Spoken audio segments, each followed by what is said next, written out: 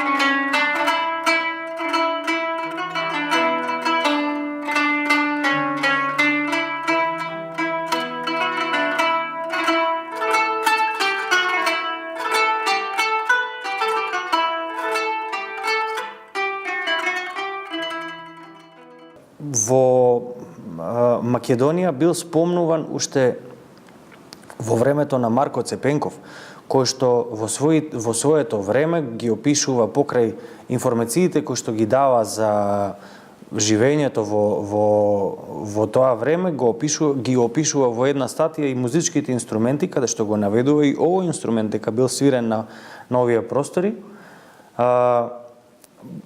Баш го опишува како што денешниот канон ние го познаваме на еден преубав прилепски дијалект во неговите објаснувања.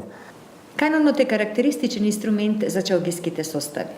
Канонот влегува во чалгиските состави, односно е представник на градската музичка традиција.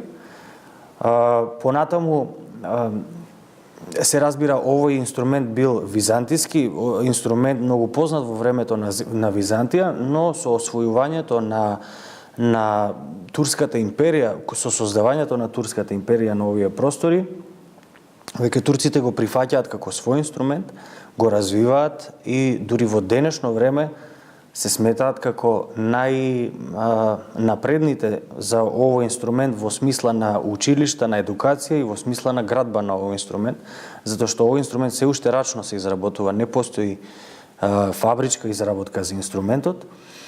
И значи со освојувањето со развивањето на турската империја станува исто така популарен кон крајот на 18-ти, почеток на 19-ти век и 20 век се разбира, во формирањето на тие музички тајфи, односно чалгиски состави.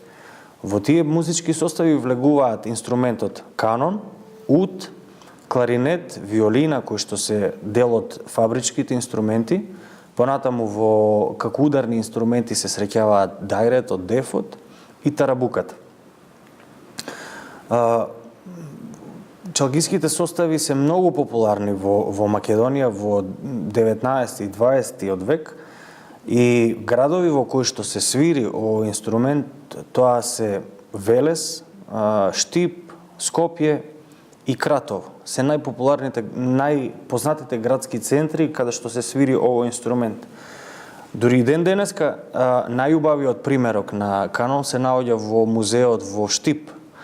Исто така постојат и неколку канони кои што се во Институтот за фолклор, кои што се во Музеот на Македонија, но најстариот канон се наоѓа во Штип.